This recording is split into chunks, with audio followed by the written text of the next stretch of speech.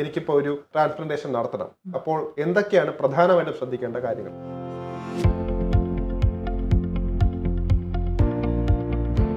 ഇപ്പം 20 വയസ്സുള്ളൊരു കുട്ടി വന്നിട്ട് എനിക്ക് താടിയില്ല എന്ന് പറഞ്ഞാൽ നമ്മൾക്ക് അങ്ങനെ ഒന്നും ചെയ്യാനില്ല. ഇത് എത്രത്തോളമായിരിക്കും ഇതിന്റെ വേദന വരുന്നത്? ഇപ്പോൾ എനിക്കൊന്ന് ലോക്കൽ അനസ്തേഷ്യ ആണോ കൊടുക്കുന്നത് തോന്നുന്നു.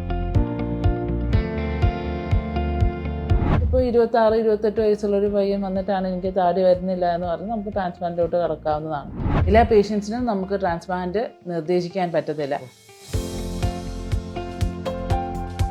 ട്രാൻസ്പ്ലാന്റേഷൻ എതിരായിട്ട്, അതായത് ഈ സർജറിയൊക്കെ വെറുതെയാണ്. മാത്രമല്ല ഒരുപാട് കാരണങ്ങൾ അവർ പറയുന്നുണ്ട്. നമുക്കറിയാം ഒരുപാട് എറേഴ്സ് പറ്റുന്നുണ്ട്. ഒരുപാട് പേർക്ക് ഈ മുഖം വീർക്കുന്നു, അതുപോലെ തന്നെ വെച്ച മുടി പോകുന്നു, അങ്ങനെ പറയുന്ന ഒരുപാട് കംപ്ലൈൻസും വരുന്നുണ്ട് ഇതിനെതിരായിട്ട്. അപ്പോൾ അതുകൊണ്ട് തന്നെ എന്തുകൊണ്ട് അത് സംഭവിക്കുന്നു?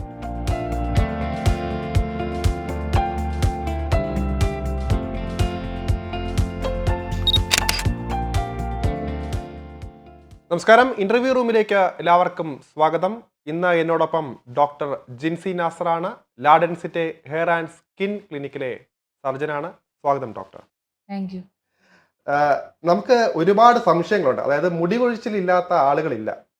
അതായത് ഇപ്പോൾ ഒരുപാട് മുടിയുള്ളവരുടെ അടുത്ത് ചോദിച്ചാലും അവരുടെ അടുത്ത് ചോദിച്ചാൽ നമ്മളെ പോലുള്ള കഷണ്ടി വരുന്ന ആളുകൾ ചോദിച്ചാൽ പോലും പറയുന്നത് എനിക്ക് മുടി കൊഴിച്ചിലുണ്ട്, കണ്ടില്ലേ എന്നൊക്കെ പറഞ്ഞിട്ട് ഒരു പ്രശ്നമായിട്ടൊക്കെ അവർ പറയുന്നുണ്ട്. സാധാരണ മൊത്തത്തിൽ നോക്കുമ്പോൾ എല്ലാവർക്കും മുടി കൊഴിച്ചിലുണ്ട്. പലരും ഷാമ്പു ഉപയോഗിക്കും, അല്ലെങ്കിൽ എണ്ണ ഉപയോഗിച്ച് ഒന്നിലും ഒരു ഫലം കിട്ടാതെ ഒടുവിൽ കഷണ്ടിയാകും. അവർക്ക് ഏറ്റവും അവസാനത്തെ ഓപ്ഷനാണ് ഹെയർ ട്രാൻസ്പ്ലാന്റേഷൻ എന്ന് പറഞ്ഞ ഒരു മെത്തേഡ്. പക്ഷെ എന്നാൽ പോലും ഒരുപാട് ടെൻഷൻ ഉള്ള ഒരു കാര്യമാണ് ഹെയർ ട്രാൻസ്പ്ലാന്റേഷന്. നമുക്കറിയാം ഇവിടെ ഒരുപാട് നെഗറ്റീവ് വാർത്തകൾ വരുന്നുണ്ട്. അപ്പോൾ അത്തരക്കാർക്ക് അവസാന ഒരു സൊല്യൂഷനാണോ ഹെയർ ട്രാൻസ്പ്ലാന്റേഷൻ? ഇത് മുടി കൊഴിച്ചിലുള്ളവർ ഇപ്പോൾ കഷണ്ടിയാകുന്നവരെ കാത്തിരിക്കേണ്ടതുണ്ട്. എപ്പോഴാണ് കൃത്യമായിട്ടൊരു ഹെയർ ട്രാൻസ്പ്ലാന്റേഷൻ നടത്തേണ്ടത്? അവസാനത്തെ പ്രൊസീജിയർ അല്ല ഹെയർ ട്രാൻസ്പ്ലാന്റേഷൻ. കഷണ്ടി ആയതിനു ശേഷമുള്ള ഇപ്പൊ വിഗൊക്കെ വെക്കാൻ ചിലർക്ക് മടിയായിരിക്കും. പക്ഷെ സ്വന്തമായിട്ട് മുടി വേണം എന്നുള്ളവർക്ക് ഒരു ആഗ്രഹം, ഹെയർ ട്രാൻസ്പ്ലാന്റേഷൻ ചെയ്യാൻ അതായിരിക്കും അല്ലേ വരുന്നത്. മുഴുവനായി കഷണ്ടി ആവുന്നത് വരെ വെയിറ്റ് ചെയ്യാതിരിക്കുന്നതാണ് ഹെയർ ട്രാൻസ്പ്ലാന്റേഷൻ ചെയ്യുന്നതിന് ഐഡിയൽ. ഒരു ഐഡിയൽ കാൻഡിഡേറ്റിന് നല്ല ഡോണർ ഏരിയ ഉണ്ടാവണം. നല്ല ഡോണർ ഏരിയ ഉണ്ടായെങ്കിൽ മാത്രമേ, ഡോണർ ഏരിയ എന്ന് പറഞ്ഞാൽ നമ്മുടെ മുടി എടുത്ത് വെക്കാനായിട്ട് ആവശ്യമുള്ള മുടി, നമ്മൾ തലയുടെ പിറകും താടിയും എന്നൊക്കെയാണ് നമ്മൾ മുടി എടുക്കുന്നത്. പ്രൈമറി ഡോണർ ഏരിയ എന്ന് പറയുന്നത് തലയുടെ ബാക്ക് തന്നെയാണ്. നല്ലൊരു ഡോണർ ഏരിയ ഉണ്ടെങ്കിൽ മാത്രമാണ് നമുക്ക് നല്ല ക്വാളിറ്റിയുള്ള ഗ്രാഫ്റ്റ്സ് കിട്ടുകയുള്ളൂ. നല്ല ക്വാളിറ്റിയുള്ള ഗ്രാഫ്റ്റ്സ് കിട്ടിയാൽ മാത്രമേ നല്ലപോലെ സർജറി ചെയ്യാൻ പറ്റത്തുള്ളൂ. എന്നാലേ നല്ല റിസൾട്ട് കിട്ടത്തുള്ളൂ. അപ്പം മുഴുവനായും കഷണ്ടി ഉള്ള ഒരാൾക്ക് അത്ര ഡോണർ നല്ല ഹെൽത്തി ആയിരിക്കത്തില്ല. ഹെൽത്തി ഡോണർ അത്യാവശ്യമായ ഒരു കാര്യമാണ് സർജറിയുടെ റിസൾട്ട്സിന് വേണ്ടിയിട്ട്. അപ്പം നേരത്തെ ആദ്യം തന്നെ മുടി കൊഴിച്ചിൽ തുടങ്ങുമ്പോഴത്തേക്ക് നമ്മൾ prevention is better than cure എന്ന് പറയും. പ്രിവെൻഷൻ ചെയ്യണം. മുടി കൊഴിയാതിരിക്കുന്ന സ്കാൽപ്പ് കെയർ അത്യാവശ്യമാണ്. നിങ്ങളുടെ ഡയറ്റ്, ഹെൽത്തി ഡയറ്റ് ആവശ്യമുള്ള കാര്യമാണ്. അതേപോലെ തന്നെ ആവശ്യമുള്ളതാണ് വേറെ ഇൻഫെക്ഷൻസ് ഒന്നും വരാതെ നിങ്ങൾക്ക് ഫംഗൽ ഇൻഫെക്ഷൻസ്, ഡാൻഡ്രഫ് അങ്ങനെയുള്ള കണ്ടീഷൻസൊക്കെ നിങ്ങൾ തന്നെ അസസ് ചെയ്തിട്ട് ട്രീറ്റ്മെൻറ്റ് നേരത്തെ എടുത്തു തുടങ്ങുന്നത്. അതുപോലെ മുടി ചെറുതായിട്ട് കയറുന്നെന്ന് പറഞ്ഞു, യങ്ങായിട്ടുള്ള പേഷ്യൻസിന് പോലും വളരെ ഒരു ഇപ്പോൾ 10ാം ക്ലാസ്സിൽ പഠിക്കുന്ന കുട്ടികൾക്ക് പോലും മുടി ഒരുപാട് കൊഴിയുന്നുണ്ട്.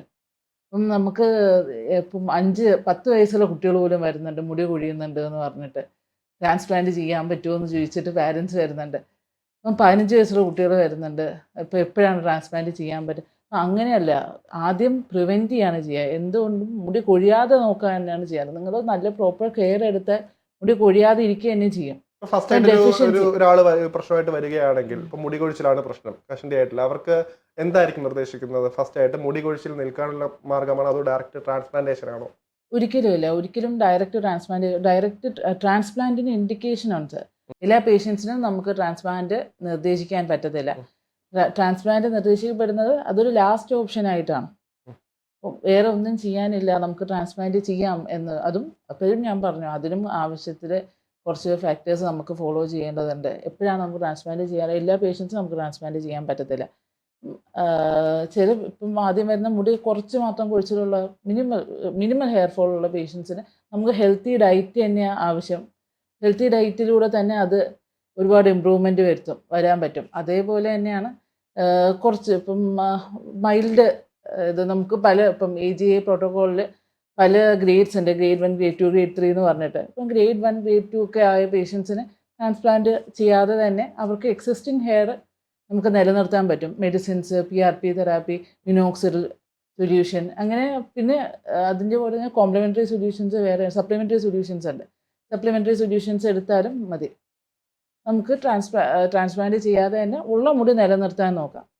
ഇത് അപ്പം ഒരുപാട് മുടി കയറിപ്പോയാൽ എല്ലാവരും ട്രാൻസ്പ്ലാന്റ് ചെയ്യുന്നതിന് കാരണം എന്ന് പറയുന്നത് അവർക്കൊരു മേക്ക് ഓവർ വരാൻ വേണ്ടിയിട്ടാണ്. അപ്പം ചില 19 വയസ്സുള്ള പയ്യൻ നമ്മളടുത്ത് വന്നിട്ട് എനിക്ക് ഹെയർ ട്രാൻസ്പ്ലാന്റ് വേണം എന്ന് പറയുമ്പോഴത്തേക്ക് അവർ കോളേജിലോട്ട് പോകുന്ന ഒരു കുട്ടിയാണ്, അവൻ്റെ കോൺഫിഡൻസിനെ ബാധിക്കുന്നതാണ്. അപ്പോൾ 19 വയസ്സ് ട്രാൻസ്പ്ലാന്റ് ഇൻഡിക്കേറ്റഡ് ആണോ? അപ്പം വയസ്സ് കുറഞ്ഞൊരു പയ്യനാണ്, അപ്പം അവൻ്റെ ഗ്രോത്ത് നടന്നുകൊണ്ടിരിക്കുന്നതേ ഉള്ളൂ. പക്ഷേ അവനെ കോൺഫിഡൻസിന് ബാധിക്കുന്നതായതുകൊണ്ട് അവന് ട്രാൻസ്പ്ലാന്റ് വേണം. അപ്പോൾ നമ്മൾ ആ പേഷ്യൻറ്റിൻ്റെ ആരോഗ്യനില നോക്കും. എന്താണ് അവൻ്റെ സ്റ്റേബിൾ ആയിട്ടുണ്ടോ, ഹെയർ ഫോൾ സ്റ്റേബിൾ ആയിട്ടുണ്ടോ? ചിലപ്പം വളരെ ഇപ്പം ഗ്രേഡ് 7 ഒക്കെ ആയിട്ട് വരും. 15 വയസ്സ് തൊട്ടേ മുടി പോയിട്ട് ഗ്രേഡ് 7 ആയിട്ട് വരുന്ന പേഷ്യൻസ് ഏകദേശം മുടി പൂർണ്ണമായിട്ട് പോകുന്നു. അപ്പോൾ അവരുടെ സ്റ്റാറ്റസ്, നമ്മുടെ ഹെയർ ഫോളിൻ്റെ സ്റ്റാറ്റസ് ഏകദേശം സ്റ്റേബിൾ ആണ്. ആ ഒരു പേഷ്യൻറ്റിന് നമ്മൾ സർജറി പറയുന്നതായിരിക്കും. അത് 19 വയസ്സാണെങ്കിലും പറയും, സർജറി പറയും. കാരണം ഇനിയും അവർ കാത്തു നിൽക്കുന്നത് തന്നെയാണ്. നേരത്തെ പറഞ്ഞില്ലേ, ഹെൽത്തി ഡോണർ നമുക്ക് വേണ്ടതാണ്. അതുകൊണ്ട് തന്നെ 19 വയസ്സിലും സർജറി പറയാറുണ്ട്, വേറെ ഓപ്ഷൻസ് ഒന്നും ഇല്ലെങ്കിൽ. പക്ഷേ ഇമ്പ്രൂവ്മെൻറ്റ് വരുന്നതാണ്, ജസ്റ്റ് തിന്നിങ് മാത്രമേ ഉള്ളൂ. എന്നാൽ നമുക്ക് മെഡിസിൻസ് വെച്ച് ഇമ്പ്രൂവ്മെൻറ്റ് വരുത്താം. ഈ ഒരു ട്രാൻസ്പ്ലാന്റേഷൻ്റെ ഒരു സക്സസ് റേറ്റ് എത്രയാണ്? അതായത് സ്വാഭാവികമായിട്ടും ഈ പഴയ ആളുകളൊക്കെ പറയുന്നത് എണ്ണ തേച്ച് ഒക്കെ ശരിയാക്കാൻ പറ്റും, അല്ലെങ്കിൽ കൃത്യമായിട്ടൊരു ഇത് കാര്യങ്ങളൊക്കെയാണ് അവർ പറയുന്നത്. ഈ ട്രാൻസ്പ്ലാന്റേഷൻ എതിരായിട്ട്, അതായത് ഈ സർജറിയൊക്കെ വെറുതെയാണ്. മാത്രമല്ല ഒരുപാട് കാരണങ്ങൾ അവർ പറയുന്നുണ്ട്. നമുക്കറിയാം ഒരുപാട് എറേഴ്സ് പറ്റുന്നുണ്ട്. ഒരുപാട് പേർക്ക് ഈ മുഖം വീർക്കുന്നു, അതുപോലെ തന്നെ വെച്ച മുടി പോകുന്നു, അങ്ങനെ പറഞ്ഞ് ഒരുപാട് കംപ്ലയിൻസും വരുന്നുണ്ട് ഇതിനെതിരായിട്ട്. അപ്പോൾ അതുകൊണ്ട് തന്നെ എന്തുകൊണ്ടത് സംഭവിക്കുന്നു? അതുകൊണ്ട് സക്സസ് റേറ്റ് ഇതിൽ എത്രയാണ്? എന്തുകൊണ്ടായിരിക്കും ഇത്തരത്തിൽ വെച്ച മുടി പോകുന്നു എന്നുള്ളൊരു കംപ്ലയിന്റുകൾ വരാൻ കാരണം എന്താണ് പൊതുവെ? സക്സസ് റേറ്റും ഈ ഇൻഫെക്ഷനും രണ്ടും രണ്ട് ക്വസ്റ്റ്യൻ ആണ് സത്യം പറഞ്ഞാൽ. രണ്ടും രണ്ട് രീതിയിൽ ഹാൻഡിൽ ചെയ്യാനാണ്. സർജറിയുടെ സക്സസ് റേറ്റ് നമ്മൾ ചെയ്യുന്ന രീതി പോലെ ഇരിക്കും. അപ്പം അതേപോലെ എല്ലാ പേഷ്യൻസും നല്ല ക്വാളിറ്റി ഡോണറുള്ള പേഷ്യൻസ് എന്ന് പറഞ്ഞു, നല്ല ക്വാളിറ്റി ഡോണറുള്ള പേഷ്യൻ്റ് ആണെങ്കിൽ അവരുടെ സർജറിയുടെ റിസൾട്ടും അത്രയും നല്ലതായിരിക്കും. ട്രെയിൻഡ് സർജൻ അതിന് അതേപോലെ തന്നെ ഇമ്പോർട്ടൻ്റ് ആണ്. ട്രെയിൻഡ് സർജൻ ആണെങ്കിൽ ഇപ്പം എന്താണ് യോഗ്യത അതിന്റെ? നമുക്ക് എങ്ങനെയാണ് തിരിച്ചറിയേണ്ടത് ട്രെയിൻഡ് സർജൻ ആണോ, എന്താണ് യോഗ്യത? നമുക്ക് ഇതിനകത്ത് ക്വാളിഫിക്കേഷൻ, നമ്മൾ എന്തായാലും ക്വാളിഫിക്കേഷൻ നോക്കിയിട്ടാണ്, ക്വാളിഫിക്കേഷൻ എക്സ്പീരിയൻസ്, ഒരു ഡോക്ടറിന്റെ ക്വാളിഫിക്കേഷനും എക്സ്പീരിയൻസ് ആണ് ട്രെയിൻഡ് ആണോ ട്രെയിൻഡ് അല്ലേ എന്ന് മനസ്സിലാക്കാവുന്നത്. ക്ലിനിക്കിന്റെ ഒരുപാട് ക്ലിനിക്കിന്റെ ഇപ്പം നമ്മൾ സർജറി ചെയ്യേണ്ടതെന്ന് പറഞ്ഞാൽ ഒരു ഓപ്പറേഷൻ തിയേറ്റർ സെറ്റപ്പിലാണ്. അപ്പം ഒരുപാട് ചില സ്ഥലത്ത് സലൂൺസിൽ പോലും ഹെയർ ട്രാൻസ്പ്ലാന്റ് സർജറി ചെയ്യുന്നുണ്ട്. അങ്ങനെയല്ല, നമ്മൾ ക്വാളിഫൈഡ് ആയിട്ടുള്ള സർജൻസിനെ വെച്ചിട്ട് ക്വാളിഫൈഡ് ആയിട്ട് നടക്കുന്ന ലൈസൻസ് സെൻറ്റേഴ്സ് ഉണ്ട്. ഇപ്പോൾ ലാഡൻസിറ്റി ഹെയർ ട്രാൻസ്പ്ലാന്റ് ക്ലിനിക്ക് നമുക്ക് 3 സെൻറ്റർ ഉണ്ട് through out Kerala and outside Kerala 15 centres ഉണ്ട്. അതെ, നമുക്ക് 18 വർഷത്തോളം പാരമ്പര്യമുണ്ട്. അപ്പം ഇങ്ങനത്തെ സെൻറ്റേഴ്സ് നമ്മൾ ഒരിക്കലും അൺക്വാളിഫൈഡ് ആയിട്ടുള്ള ആരെയും നമ്മൾ ചെയ്യത്തില്ല, അൺക്വാളിഫൈഡ് ആയിട്ടുള്ള ഒരാളും സർജറി ചെയ്യത്തില്ല. ട്രെയിൻഡ് സർജനാണ്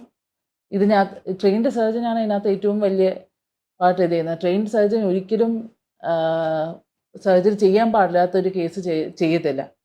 കോൺട്രാ ഇൻഡിക്കേറ്റഡ് ആയിട്ടുള്ളൊരു കേസ് സർജറിക്ക് എടുക്കത്തില്ല.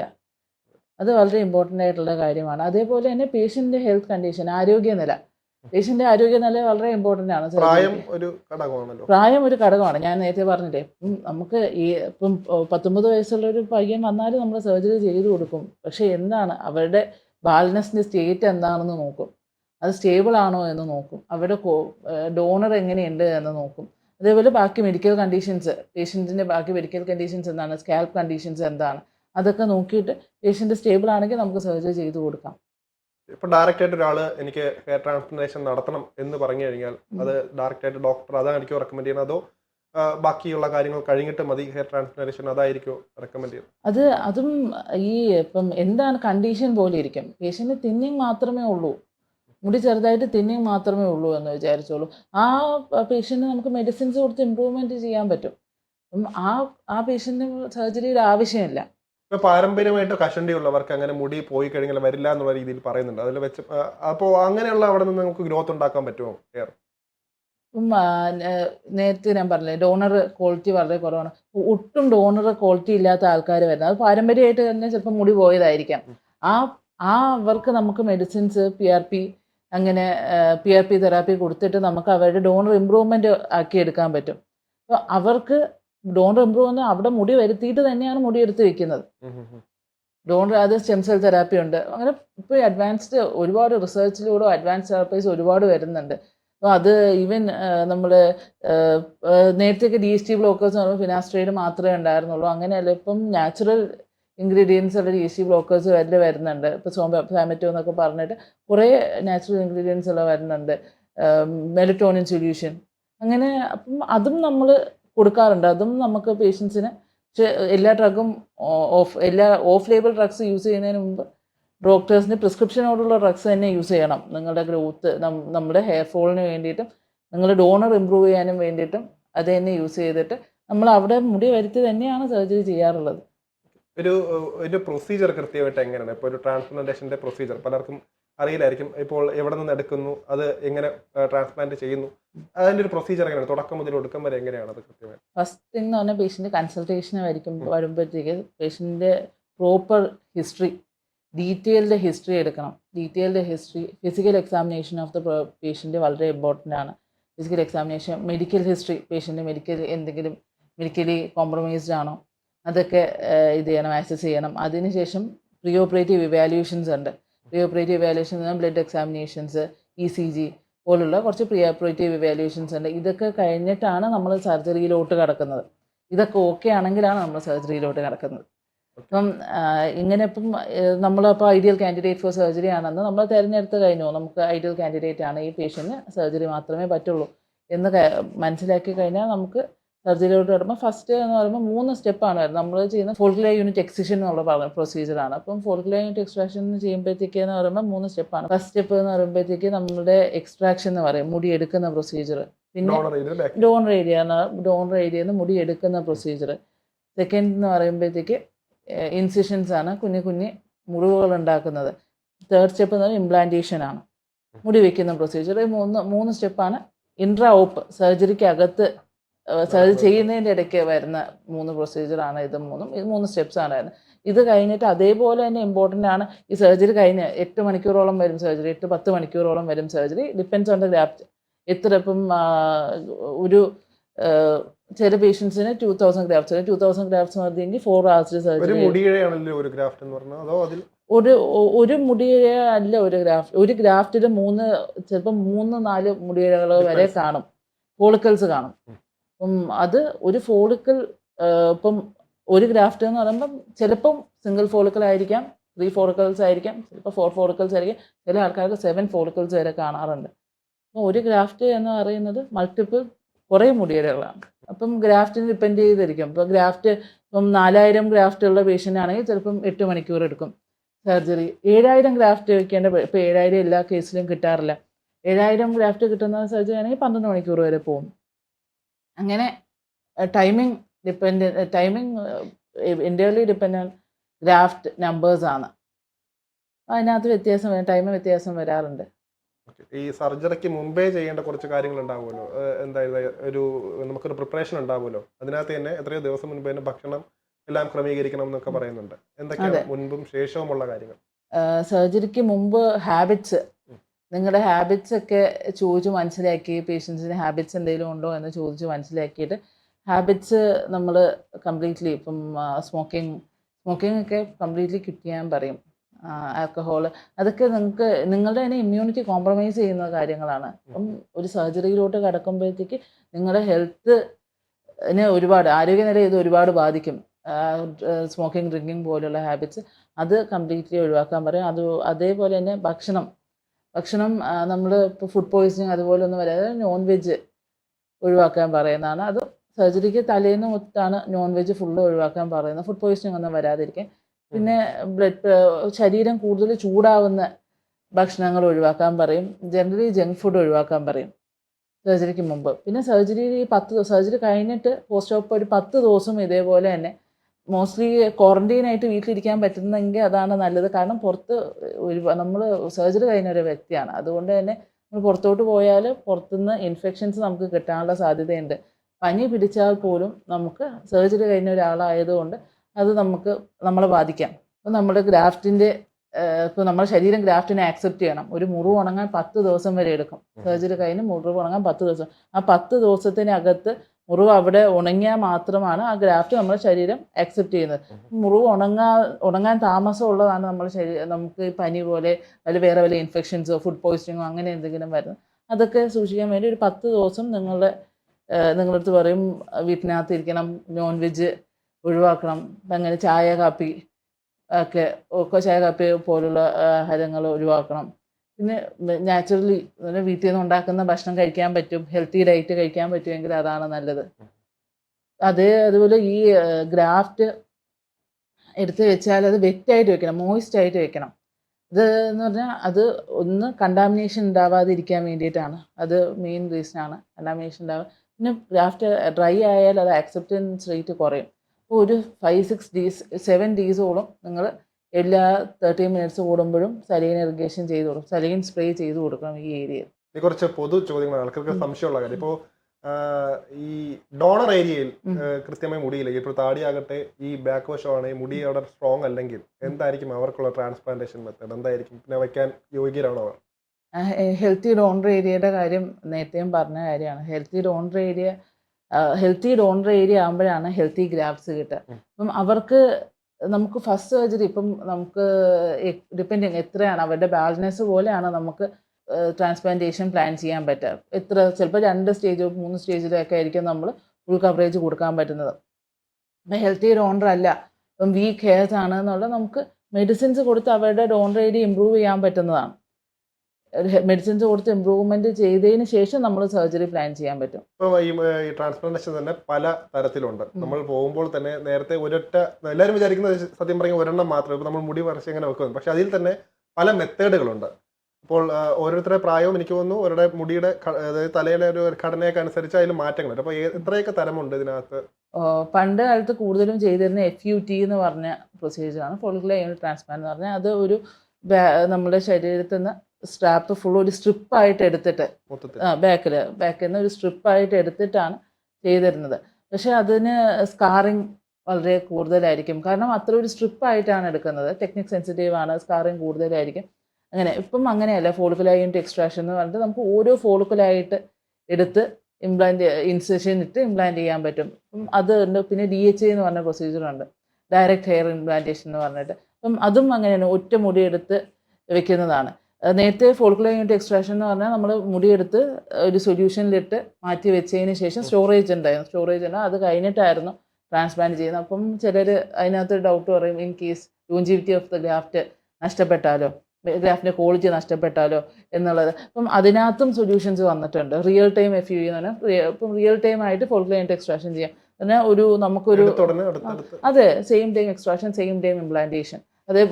അതേ പ്രൊസീജിയർ തന്നെയാണ് DHAയിലും യൂസ് ചെയ്യുന്നത്. Same time extraction, same time implantation, അതാണ് ചെയ്യുന്നത്. ഇങ്ങനെ മൾട്ടിപ്പിൾ പ്രൊസീജിയേഴ്സ് ഉണ്ട്. ഇതിന് എത്ര ടീമാണ് ഇതിനകത്ത് ഉള്ളത്? നമ്മളിപ്പോൾ ഒരു OT-യിൽ കയറുകയാണെങ്കിൽ ഡോക്ടർ ഉണ്ടാവും, അതുപോലെ തന്നെ എത്ര പേരാണ് ഈ ഒരു ക്രമീകരണങ്ങൾ? Surgery 10 hours പ്രൊസീജിയറാണ്. അതുകൊണ്ട് തന്നെ ഏകദേശം നമ്മൾ 3 ടീം ഉണ്ടാവും. 3 ടീമായിട്ടായിരിക്കും സർജറി ചെയ്യുന്നത്. ഇപ്പം നേരത്തെ പറഞ്ഞില്ലേ, ഇപ്പം ഡോണർ ഫസ്റ്റ് എന്ന് പറയുമ്പോഴത്തേക്ക് ഡോണർ എക്സ്ട്രാക്ഷൻ ഒരു ടീമായിരിക്കും, അതൊരു 3 പേരുണ്ടാവും. ഇൻസിഷന് ഒരു ടീമായിരിക്കും, 2 പേരുണ്ടാവും. ഇംപ്ലാന്റേഷന് ഒരു 3 പേരുണ്ടാവും. അങ്ങനെ മൊത്തം ഒരു 9ഓളം ആൾക്കാർ OT-ക്കകത്തുണ്ടാവും. അതെ, എല്ലാവർക്കും മറ്റൊരു കാര്യമാണ്, പേടിയാണ്. ഈ വേദന ഒരു പ്രധാന പ്രശ്നമാണ് എല്ലാവർക്കും ഉള്ളത്. ഓപ്പറേഷൻ എന്ന് പണ്ട് പോലെ പറയുമ്പോൾ തന്നെ എല്ലാവർക്കും ഒരു ടെൻഷൻ ആ ഒരു കാര്യത്തിലാണ്.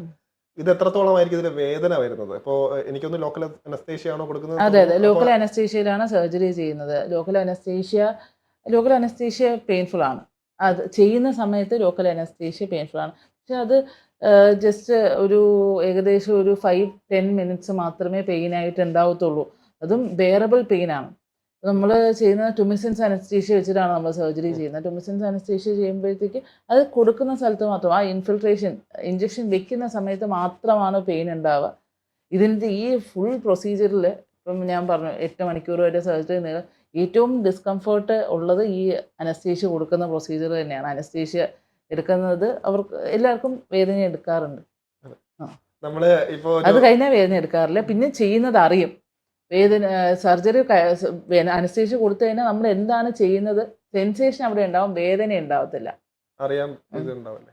അപ്പൊ വേറൊരു ചെറിയൊരു ഡൗട്ടാണ്, അത് മണ്ടത്തരമാണോ അറിയില്ല. ഈ മുടി നമ്മൾ എടുക്കുമ്പോൾ അതിനകത്ത് സ്ട്രോങ് ആണെന്ന് തിരിക്കും, പക്ഷെ നമ്മൾ വെക്കാൻ പോകുന്ന പ്രതലവും സ്ട്രോങ് ആവണില്ല. അപ്പൊ അതിന് വേണ്ടി എന്താണ്, ഇപ്പൊ നമുക്കൊരു ഒരു റൂട്ട് എടുത്തു കഴിഞ്ഞാൽ അതിന് മണ്ണും കൂടെ ഒരു പ്രധാന ഘടകമാണ്. അതുപോലെ നമ്മുടെ തലയുടെ പ്രതലത്തിന് എന്താണ് അതിനെ സ്ട്രോങ് ആക്കാൻ ഉപയോഗിക്കുന്ന കാര്യങ്ങൾ? അത് ഇപ്പം സ്കിന്നിന്റെ കണ്ടീഷനല്ലേ ചോദിക്കുന്നത്. സ്കിൻ അപ്പം അതും വളരെ വേഗമാണ്. അത് നമുക്ക് 3 ഇത് കാരണം സ്കിന്നിന്റെ കണ്ടീഷൻ നമുക്ക് ഇത് ചിലപ്പോൾ സ്കിന്നിൽ ഇൻഫെക്ഷൻസ് ഉണ്ട്. ഇൻഫെക്ഷൻസ് ഉള്ള സ്കിന്നാണെന്ന് വിചാരിച്ചു. അങ്ങനെയാണെങ്കിൽ നമ്മൾ ഇൻഫെക്ഷൻ മൊത്തമായിട്ട് സബ്സൈഡ് ചെയ്യാതെ സർജറി ചെയ്യത്തില്ല. അപ്പം അതേപോലെ രണ്ടാമത്തെ കാര്യം എന്ന് പറയുമ്പോഴത്തേക്ക് സ്കിന്നിൽ അങ്ങനെ സ്കാറിങ് ഉള്ള സർജറിയാണ്, ഫൈബ്രോസ്ഡ് ആണ്, തഴമ്പ് പോലെ വന്നിട്ടുണ്ട്. അപ്പം അങ്ങനെയാണെങ്കിൽ ആ ഒരു ഏരിയയിൽ ബ്ലഡ് സപ്ലൈ കുറവായിരിക്കും. ബ്ലഡ് സപ്ലൈ കുറവാകുമ്പോഴത്തേക്ക് ആ സർജറിയുടെ സക്സസ് റേറ്റ് കുറയും. ബ്ലഡ് സപ്ലൈ ഉണ്ട്, ബ്ലഡ് കിട്ടിയാൽ മാത്രമേ സർജറി ആ ഒരു ഗ്രാഫ്റ്റ് അവിടെ പിടിക്കത്തുള്ളൂ. അത് അങ്ങനെയാണെങ്കിൽ നമുക്ക് അവിടെ സർജറി ചെയ്യാന്ന് പറയുമ്പോഴത്തേക്ക് നമ്മൾ കുറച്ചും കൂടെ ഡെൻസിറ്റി കുറച്ച് ചെയ്യും. ഫസ്റ്റ് തിങ് എന്ന് പറയുമ്പോഴത്തേക്ക് അവിടുത്തെ ഇപ്പം ഫൈബ്രോസിസ് കുറയ്ക്കാൻ നോക്കും, തഴമ്പിൻ്റെ ആ കട്ടി കുറയ്ക്കാൻ നോക്കും. അതിനുള്ള ഫസ്റ്റ് തിങ് അതാണ് ചെയ്യുന്നത്. തഴമ്പിൻ്റെ കട്ടി കുറച്ച് അവിടുത്തെ സ്കിന്ന് കുറച്ചും കൂടെ വാസ്കുലാർ ആക്കും. അതിനുശേഷമായിരിക്കും സർജറി പ്ലാൻ ചെയ്യുന്നത് പോലും. സർജറി ടേബിളിൽ നമ്മൾ ഡെൻസിറ്റി കുറച്ച് ചെയ്യാൻ നോക്കും. അപ്പോഴത്തേക്ക് കുറച്ചും കൂടെ അതിൻ്റെ സക്സസ് റേറ്റ് കൂടും. അത് കഴിഞ്ഞിട്ട് നമുക്ക് വേണമെങ്കിൽ ഒന്നും കൂടെ സർജറി പ്ലാൻ ചെയ്യാം. അപ്പോൾ അത്ര ഡെൻസിറ്റി ആയിട്ട് പിന്നെ ആകുമ്പോഴത്തേക്ക് അത്ര ഡെൻസിറ്റി പേഷ്യൻറ്റിന് തോന്നിയില്ല എന്നുണ്ടെങ്കിൽ സെക്കൻഡ് സർജറി ഏകദേശം 6 മാസം ഇതിൻ്റെ റിസൾട്ട് വന്നതിന് ശേഷം പ്ലാൻ ചെയ്യാവുന്നതാണ്. പിന്നെ തേർഡ് തിങ് എന്ന് പറയുന്നത് ചില കണ്ടീഷൻസ് ഉണ്ട്, സോറിയാറ്റിക് ഡെർമറ്റൈറ്റിസ്, സെബോറിക് ഡെർമറ്റൈറ്റിസ് പോലുള്ള ചില സ്കാൽപ്പ് കണ്ടീഷൻസിൽ. അതും ഇതേപോലെ തന്നെ ഈ കണ്ടീഷൻ നമ്മൾ ഡെർമറ്റോളജിക്കൽ കൺസെൻറ്റ് വാങ്ങി ക്ലിയറൻസ് വാങ്ങി ഈ കണ്ടീഷൻ സ്റ്റേബിൾ ആണ്, ഇപ്പം ആക്റ്റീവ് പാച്ചസ് ഒന്നും ഇല്ലെങ്കിൽ മാത്രമാണ് സർജറി ചെയ്യാൻ പറ്റുന്നത്. എന്നാലും ഇപ്പം അലോപേഷ്യ അരിയാറ്റ എന്ന് പറയുന്നത് നമ്മൾ പാച്ചി ഹെയർ ലോസ് എന്ന് പറയും. നമ്മൾ ചില ആൾക്കാർ വട്ടത്തിൽ മുടി പോയിക്കൊണ്ടിരിക്കുന്നത്. അപ്പോൾ അങ്ങനെ അത് ആക്റ്റീവ് പാസീവ് സ്റ്റേജ് ഉണ്ട്. അപ്പോൾ ആക്റ്റീവ് സ്റ്റേജ് ആണെങ്കിൽ സർജറി ചെയ്യാൻ പറ്റത്തില്ല. അപ്പം അതിന് വേറെ ട്രീറ്റ്മെൻ്റ് ഉണ്ട്. ആക്റ്റീവ് സ്റ്റേജ് ആണെങ്കിൽ നമുക്ക് അവിടെ ആ നഷ്ടപ്പെട്ട മുടി തിരിച്ചു വരാനുള്ള ട്രീറ്റ്മെൻ്റ് ഉണ്ട്. പക്ഷേ പാസീവ് ആണെങ്കിൽ വർഷങ്ങളോളം ഏകദേശം ഒരു 10 വർഷത്തിൽ കൂടുതലായി ആ ഒരു ഏരിയയിൽ മുടിയില്ല, പക്ഷേ അവിടെ മുടി തിരിച്ചു വരുന്നതുമില്ല, അതിൻ്റെ സൈസ് കൂടിയിട്ടുമില്ല. അങ്ങനെയാണെങ്കിൽ നമുക്ക് അവിടെ സർജറി ചെയ്ത് ഹെയർ ട്രാൻസ്പ്ലാന്റ് ചെയ്യാൻ പറ്റുന്നതാണ്. അങ്ങനെ സ്കിന്നിൻ്റെ ഇത് വേറെ 3 തരം. പിന്നെയുണ്ട് ചില ആൾക്കാരുടെ സ്കിന്ന് വളരെ ലൂസായിരിക്കാം. ഇപ്പം ലാക്സേറ്റഡ് സ്കിൻ എന്ന് പറയും. അതിന് നമുക്ക് സൊല്യൂഷൻസ് ഉണ്ട്. ടുമിസിൻസ് അനസ്തീഷ്യ എന്ന് ഞാൻ പറഞ്ഞു. ടുമിസിൻസ് കൊടുത്ത് സ്കിൻ്റെ എലാസ്റ്റിക് ടൈറ്റ് ആക്കിയിട്ട് നമുക്ക് സർജറി ചെയ്യാവുന്നതാണ്. ടൈം കുറച്ച് കൂടുതലെടുക്കും, സർജറിയുടെ ടൈം വളരെ കൂടുതലായിരിക്കും. സർജറി ചെയ്യാൻ പറ്റും. ഈ ആണുങ്ങളെ സംബന്ധിച്ചിടത്തോളം അവർക്ക് കല്യാണ ദിവസമാണ് ഏറ്റവും പ്രധാനപ്പെട്ട ദിവസം. അതുവരെ മുടി എങ്ങനെയെങ്കിലും ഒന്ന് ഉണ്ടായിരുന്നെങ്കിൽ കൊള്ളാമെന്ന് ചിന്തിക്കുന്നുണ്ട്. അപ്പോൾ അങ്ങനെയുള്ളവർക്ക്, അതായത് ഈ നെറ്റ് കയറിയവർക്കുള്ള പ്രതിവിധി എങ്ങനെ ഉണ്ടാവുമല്ലോ ഇതിനകത്ത്, ഇപ്പോൾ കഷണ്ടി ഫുൾ ഇല്ലെങ്കിൽ പോലും അങ്ങനെയുള്ളവർക്ക് റെക്കമെൻഡ് ചെയ്യുന്നുണ്ട്. അപ്പോൾ എനിക്കൊന്ന് ഹെയർ ലൈൻ എന്തോ ആണ് അതിന്റെ ടേം. അതെ, hair line, receding hair line ഉള്ള പേഷ്യൻസ് വന്നിട്ട് ഇപ്പം അതും ബാലൻസിന്റെ സ്റ്റെബിലിറ്റി നോക്കും. അപ്പം എത്ര നാളായിട്ട് ഹെയർ ലൈൻ ഇങ്ങനെ തന്നെയാണ്. അവിടെ നമുക്ക് വേരുണ്ടെങ്കിൽ വെള്ളം ഒഴിച്ചു കൊടുത്താലെങ്കിലും അത് വളരുള്ളൂ എന്ന് പറയും പോലെ തന്നെയാണ്. അപ്പോൾ അവിടെ തിന്നിങ് അല്ല, ബാലൻസ് തന്നെയാണെങ്കിൽ നമുക്ക് സർജറിയാണ് അവിടുത്തെ ഓപ്ഷൻ. സർജറി ചെയ്യുന്നതാണ് ഓപ്ഷൻ ഉള്ളത്. സർജറി ഈ ചില ആൾക്കാർ ജസ്റ്റ് ഇപ്പോൾ ഈ കല്യാണം കഴിയുമ്പോൾ 26-27 വയസ്സുള്ള അവർ ഇപ്പോൾ ഒരുപാട് ബുദ്ധിമുട്ടിയിട്ടാണ് അവർ ആ ഒരു സ്റ്റേജിൽ കല്യാണം കഴിക്കാനായിട്ട് എത്തുന്നത്. അപ്പം അതുകൊണ്ട് തന്നെ അവരുടെ സ്ട്രെസ്സും അവരുടെ ലൈഫ്, ഇപ്പം എല്ലാവരും നാട്ടിൽ ജോലി ചെയ്യുന്നവരല്ല, ജോലിക്ക് വേണ്ടി പോകുന്ന സമയത്ത് തന്നെ അവർക്ക് മുടിക്ക് വേണ്ടി അവർ സെൽഫ് കെയർ അവർക്ക് നടക്കാറില്ല. അതുകൊണ്ടാണ് ഈ 26-27 വയസ്സ് തന്നെ മുടി നല്ലപോലെ കൊഴിയുന്നത്. അവർക്ക് സർജറി തന്നെയാണ് നമ്മൾ ഓപ്റ്റ് ചെയ്യാറുള്ളത്. തിന്നിങ് ആണെങ്കിൽ നമുക്ക് അവർക്ക് മെഡിസിൻസ് കൊടുത്ത് ഇമ്പ്രൂവ്മെൻറ്റ് ചെയ്യും. പക്ഷേ കല്യാണം അടുപ്പിച്ച് സർജറിക്ക് വന്ന് നമുക്ക് ഒന്നും ചെയ്യാൻ പറ്റില്ല. റിസൾട്ട് വരാൻ 6-8 മാസം എടുക്കും. അത്രയും സമയമാണ് എടുക്കുന്നത്. ഏകദേശം ഒരാളിപ്പോൾ ഒരു ട്രാൻസ്പ്ലാന്റേഷൻ കഴിഞ്ഞാൽ ഒരു പൂർണ്ണ തോതിൽ ഒരു വളർച്ച എത്താൻ എത്ര സമയം എടുക്കുന്നത്? 8 തൊട്ട് 12 മാസം വരെ പൂർണ്ണ തോതിൽ വളർച്ചയെത്താനായിട്ട്, എങ്കിലും കുറച്ച് ഡെൻസിറ്റിയിൽ, ഇപ്പം നമുക്ക് ഉള്ള മുടി ഉള്ളതിൽ അത്ര പോലെയൊക്കെ ആവാനെങ്കിൽ 6 മാസമെങ്കിലും മിനിമം വേണം. ഇപ്പം സർജറി അടുത്ത ആഴ്ച കല്യാണമാണെന്ന് പറഞ്ഞാൽ ഇന്ന് സർജറിക്ക് വന്നാൽ നമുക്ക് ബുദ്ധിമുട്ടായിരിക്കും. ഇപ്പൊ ഈ സാധാരണക്കാർക്കൊക്കെ ആയിരിക്കും അതായത് ഇവരൊക്കെ ബാധിക്കുന്നത്. അതായത് ഈ അങ്ങനെയുള്ളവർ, അതായത് ഈ മുടി കൊഴിച്ചിലുള്ളവർ സാധാരണക്കാരും ഉണ്ടാവും. അപ്പോൾ അവർക്കൊക്കെ എനിക്കൊന്ന് ബൈക്കിലൊക്കെ യാത്ര ചെയ്യണവരായിരിക്കും. അപ്പോൾ അവർക്ക് ഹെൽമെറ്റ് ഉപയോഗിക്കാതിരിക്കാൻ പറ്റില്ല. അപ്പോൾ അങ്ങനെ വരുമ്പോൾ എന്തൊക്കെയായിരിക്കും ശ്രദ്ധിക്കേണ്ടത്? ഈ ഒരു ട്രാൻസ്പ്ലാന്റേഷൻ നടക്കുകയാണെങ്കിൽ ഹെൽമെറ്റ് പൂർണ്ണമായിട്ട് കുറച്ച് കാലത്തേക്ക് പൂർണ്ണമായിട്ട് മാറ്റേണ്ടത് എത്ര കാലം വരെ അത് ഏകദേശം 1 മാസം വരെ നമ്മൾ ഹെൽമെറ്റ് യൂസ് അവോയ്ഡ് ചെയ്യാൻ പറയും. ട്രാക്ഷൻ അലോപേഷ്യ അതാണ് കാരണം നമ്മൾ വെച്ചത്. ഇവർക്ക് മുടി പോകാനുള്ള കാരണം, ഹെൽമെറ്റ് യൂസ് ചെയ്യുന്ന ആൾക്കാർക്ക് മുടി പോകാനുള്ള കാരണം ട്രാക്ഷൻ അലോപേഷ്യ എന്ന് പറഞ്ഞിട്ടുള്ളൊരു കാരണമാണ്. ഇപ്പം ട്രാക്ഷൻ അലോപേഷ്യ മാത്രമല്ല, ഇതിനകത്ത് ഇൻഫെക്ഷൻ, നമ്മൾ ഹെൽമെറ്റിന് അകത്ത് ഒരിക്കലും നമ്മൾ വൃത്തിയാക്കുന്നില്ല. അത് അങ്ങനെ തന്നെയാണ് എല്ലാ ദിവസവും നമ്മൾ തിരിച്ചെടുത്ത് വെക്കുന്നത്. ഇപ്പം വൃത്തിയാക്കാൻ പറ്റാത്തത് കൊണ്ട് തന്നെ നമ്മൾ വിയർത്തുകൊണ്ടിരിക്കുന്നുണ്ട്. നമ്മൾ വിയർപ്പ് അതിനകത്ത് മൈക്രോ ഓർഗാനിസംസ് വളരുന്നുണ്ട്. ആ മൈക്രോ ഓർഗാനിസംസിനെ എടുത്ത് നമ്മൾ തലയിൽ വയ്ക്കുമ്പോഴത്തേക്ക് അത് നമ്മുടെ ഹെയർ ഫോളിക്കിൾസിനെ ഇൻഫെക്ഷൻ കൊണ്ടുവരും. താരൻ പോലെ വന്നിട്ട് മുടി നഷ്ടപ്പെടും. സ്കാർഫ് വയ്ക്കുന്ന എല്ലാവരും വെക്കുന്നതാണോ? അത് ഫലപ്രദമാണോ? സ്കാർഫ് വെക്കുന്നത് നല്ലത് തന്നെയാണ്. പക്ഷെ ആ സ്കാർഫും കഴുകണം. എല്ലാ ദിവസവും ആ സ്കാർഫും മാറ്റി അത് യൂസ് ചെയ്യണം. ഒരു 5-6 സ്കാർഫൊക്കെ കയ്യിൽ വെക്കണം. എല്ലാ ദിവസവും അത് കഴുകിയിട്ട് വേറെ സ്കാർഫ് ഇട്ട് അത് കെട്ടി വെച്ചിട്ട് ഇത് ചെയ്യണം. ഇപ്പം ഡയറക്റ്റ് കോൺട്രാക്ഷൻ പറഞ്ഞില്ലേ, അത്ര ഡയറക്റ്റ് കോണ്ടാക്ട് വരില്ല മുടിയായിട്ട്. ഇപ്പം ഇത് ഹെൽമെറ്റ് അനങ്ങുമ്പോൾ മുടിയും അനങ്ങിക്കൊണ്ടിരിക്കുക, മുടി വലിഞ്ഞുകൊണ്ടിരിക്കുകയാണ്. അപ്പം അത് നിങ്ങളുടെ റൂട്ട് വളരെ വീക്ക് ആയിക്കൊണ്ടിരിക്കുകയാണ് ഓരോ പ്രാവശ്യവും ഹെൽമെറ്റ് ഇങ്ങനെ അനങ്ങുമ്പോഴത്തേക്ക്. അതൊരു കാരണമാണ് മുടി പോവാനായിട്ട്. സ്കാർഫ് വെച്ച് തന്നെ ഓടിക്കണം. ഈ പരമ്പരാഗതമായിട്ട് ബാധിക്കുന്നത് അവര് പറയുന്ന കാര്യങ്ങൾ, ഈ എണ്ണ ഉപയോഗിച്ചാൽ ഇപ്പൊ പണ്ടൊക്കെ ആണെങ്കിൽ നീലി ഭൃങ്കാതി എന്നൊക്കെ പറഞ്ഞു കേട്ടിട്ടുണ്ട്. ഈ എണ്ണ ഉപയോഗിച്ചാൽ മുടി കൊഴിച്ചിൽ നിൽക്കും, അതുപോലെ തന്നെ ഈ ഷാമ്പു ഉപയോഗിച്ചാൽ അല്ലെങ്കിൽ ഈ കണ്ടീഷണർ ഉപയോഗിച്ച് കഴിഞ്ഞാൽ മുടി കൊഴിച്ചിൽ നിൽക്കുമെന്നൊക്കെ പറയുന്നുണ്ട്. യഥാർത്ഥത്തിൽ അതൊക്കെ ഫലപ്രദമാണോ? യഥാർത്ഥത്തിൽ അതും ഒരു കോൺട്രഡിക്ടറി സ്റ്റേറ്റ്മെന്റ് ആണ്. അപ്പം അവർക്ക് അതിനുള്ള സയന്റിഫിക് ബേസിസ് ഉണ്ടാവാം. ആയുർവേദത്തിൽ ഇങ്ങനെ പറഞ്ഞിട്ടുണ്ടാവും, ഇത് ഇന്നത് കാരണം ഇവിടെ മുടി വളരും എന്ന് പറഞ്ഞിട്ടുണ്ട്. ഇടയ്ക്ക് ഒരു ട്രൈബൽ ഓയിലൊക്കെ വന്നിട്ടുണ്ടായിരുന്നു. ഒരുപാട് പേര് അത് യൂസ് ചെയ്തിട്ട് മാർക്കറ്റ് ചെയ്യുന്ന പ്രത്യേക കാട്ട് ഇതെന്ന് പറഞ്ഞിട്ടൊക്കെയാണ് അവർ മാർക്കറ്റ് ചെയ്യുന്നത് തന്നെ. അപ്പൊ ഒരുപാട് ഡൗട്ട് ഉണ്ട്, അത് തേച്ചാൽ ഫലപ്രദമാവോ, എങ്ങനെയെങ്കിലും ഒന്ന് മുടി വളർന്നാൽ മതി ചിന്തയിൽ പലരും മാറി തേച്ച് പലർക്കും നെഗറ്റീവ് അഭിപ്രായങ്ങൾ ഉണ്ടാകുന്നുണ്ട്. ഞാൻ പറയട്ടെ, നമ്മുടെ മൺചട്ടിയിൽ ഭക്ഷണം ഉണ്ടാക്കിയാലാണ് കുറച്ചും കൂടെ നല്ലതെന്നും, നമ്മൾ ഇപ്പോഴത്തെ ടെഫ്ലോൺ കോട്ടഡ് പാത്രങ്ങളിൽ ഭക്ഷണം ഉണ്ടാക്കിയാൽ നമുക്ക് ലോങ് ടേമിൽ കാർസിനോജനസ് ആവും എന്ന് പറയും. അതേപോലെയാണ് ഇതും. അത് വന്നിട്ട് ഞാൻ പറഞ്ഞില്ലേ, അവർക്ക് ഇപ്പം നീലി ഭൃങ്കാതി പറയുന്ന ആൾക്കാർക്കാണെങ്കിലും അതിന് അവർക്ക് ആ ഒരു സയന്റിഫിക് ബേസിസ് ഉണ്ടാവാം. ഇത് ഇങ്ങനെ എഫക്റ്റ് ചെയ്യും. അതിന് ഓരോ മെഡിസിനും ഓരോ മെക്കാനിസം ഓഫ് ആക്ഷൻ ഉണ്ട്. ആ മെക്കാനിസം ഓഫ് ആക്ഷൻ വെച്ചിട്ടായിരിക്കാം അവർ പറയുന്നത് ഇത് നിങ്ങൾക്ക് ആവാം എന്ന്. അത് എനിക്കതിനെക്കുറിച്ച് അധികം നോളജ് ഇല്ല. ഇപ്പോൾ ഒരു ഡൗട്ട് ഉള്ളത്, വെച്ച മുടി, അതായത് ഇപ്പോൾ ട്രാൻസ്പ്ലാന്റ് ചെയ്ത മുടി പോയി കഴിഞ്ഞു കഴിഞ്ഞാൽ അത് വീണ്ടും അവിടെ വളരുമോ, അതോ എന്തായിരിക്കും അവിടെ? വെച്ച മുടി പോയി കഴിഞ്ഞാൽ ഇത് നിങ്ങളുടെ തന്നെ മുടി എടുത്തിട്ടാണ് വെക്കുന്നത്. വെച്ച മുടി, ഈ മുടി 3-4 വർഷം കഴിഞ്ഞിട്ട് കൊഴിഞ്ഞിട്ട് വേറെ മുടി വളരും. അവിടെ അകത്ത് അതിന്റെ ഫോളിക്കിൾ ഉണ്ട്, അത് വളരും. റൂട്ട് അവിടെ ഉണ്ടല്ലോ, അത് ടെൻഷൻ ആവേണ്ട കാര്യമൊന്നുമില്ല. എല്ലാവർക്കും ഡൗട്ടാണ്. അതായത് ഓരോന്നും വെക്കുന്നത് ഓരോന്നിനും പൈസയാണല്ലോ ഈടാക്കുന്നത്. അപ്പൊ ഓരോന്ന് നഷ്ടപ്പെടുമ്പോഴും ചങ്ക് പോകുന്ന ഒരു അവസ്ഥയാണ്. അപ്പൊ അതുകൊണ്ടാണ് ആ ഒരു ചോദ്യം എല്ലാവർക്കും ഉണ്ടാവുന്ന സംശയമായിരിക്കും. അല്ല, ഇത് നിങ്ങളുടെ തന്നെ മുടി എടുത്തിട്ടാണ് വെക്കുന്നത്. അപ്പം ആ മുടി പോവും, തിരിച്ചു വരും, അവിടെ ഉണ്ടാവും. പക്ഷെ ചില ഇതിനകത്ത് ഓട്ടോ ഇമ്മ്യൂൺ ഡിസീസ് പോലുള്ള അസുഖങ്ങൾ വരും. ഇപ്പം നമ്മുടെ auto immune disease, rheumatoid arthritis, uncontrolled diabetes, അങ്ങനെയുള്ള കണ്ടീഷന് നമ്മുടെ ശരീരം തന്നെ നമ്മുടെ ശരീരത്തിന് കാർന്നു നിന്നുകൊണ്ടിരിക്കുന്നത്. അങ്ങനെയുള്ള കണ്ടീഷൻസിൽ ഈ ഫോളിക്കിൾസ് നഷ്ടപ്പെടാനുള്ള സാധ്യതയുണ്ട്, ഈ മുടിയും നഷ്ടപ്പെടാനുള്ള സാധ്യതയുണ്ട്. പക്ഷെ അങ്ങനെയല്ല, നിങ്ങൾ ഹെൽത്തിയാണ്, വേറെ പ്രശ്നങ്ങളൊന്നുമില്ല എന്ന് നിങ്ങളുടെ ഹെൽത്ത് നിങ്ങൾ സൂക്ഷിച്ചാൽ ഇങ്ങനെ അത് നഷ്ടപ്പെടത്തില്ല. എല്ലാവർക്കും ഒരു ഇത് കാര്യമാണ്, ഹെയർ ട്രാൻസ്പ്ലാന്റേഷൻ കഴിഞ്ഞ് കഴിഞ്ഞാൽ തീർന്നു, പരിപാടിയൊക്കെ കഴിഞ്ഞു, ഇനിയൊന്നും ചെയ്യേണ്ട, അവിടെ മുടി വളർന്നോളൂ ഒരു ചിന്തയായിരിക്കുള്ളൂ. പക്ഷെ അതാണോ യഥാർത്ഥത്തിൽ? ഒരിക്കലും ഇല്ല. നിങ്ങൾക്ക് മെയിൻ്റെനൻസ് കെയർ ഒരുപാട് ഇതാണ്. നേരത്തെ പറഞ്ഞില്ലേ, 24 വയസ്സുള്ള ഒരു പയ്യൻ കല്യാണത്തിന് വേണ്ടി ഫ്രണ്ടിൽ മാത്രം മുടി വയ്ക്കാനായിട്ട് വന്നു. അപ്പം അവർക്ക് പിന്നെയും മുടി പോകാനുള്ള ചാൻസസ് ഉണ്ട് ഇല്ലേ?